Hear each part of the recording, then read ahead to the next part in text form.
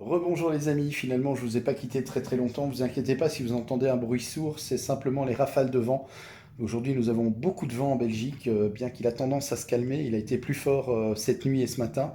Mais voilà, si vous entendez du bruit, c'est à cause de ça. Et il y a aussi en même temps un avion qui est en train de passer au-dessus de la maison, ceci explique cela.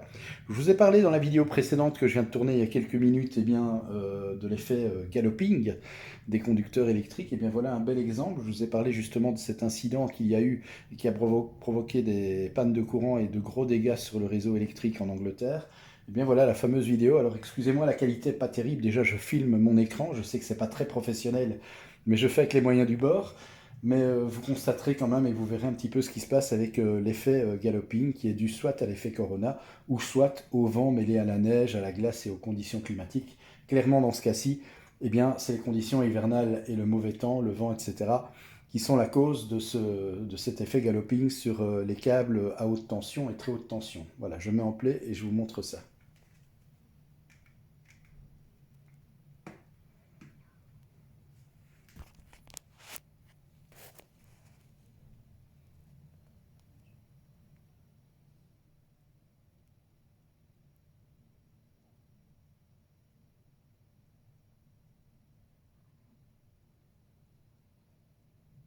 On voit vraiment très bien cet effet de galloping.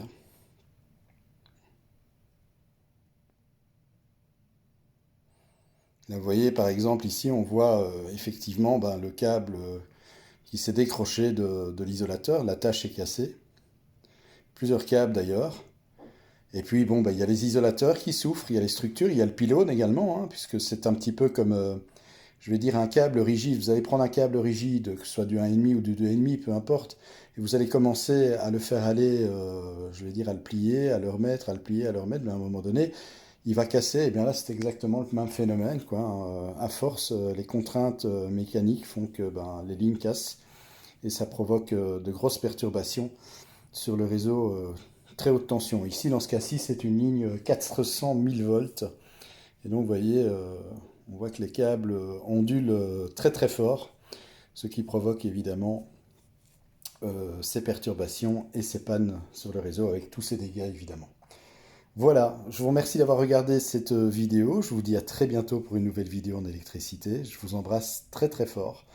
Et puis, passez une bonne fin de semaine. Et d'ores et déjà, comme je le disais dans ma vidéo précédente, mais je vous le redis encore, je vous souhaite un très bon week-end.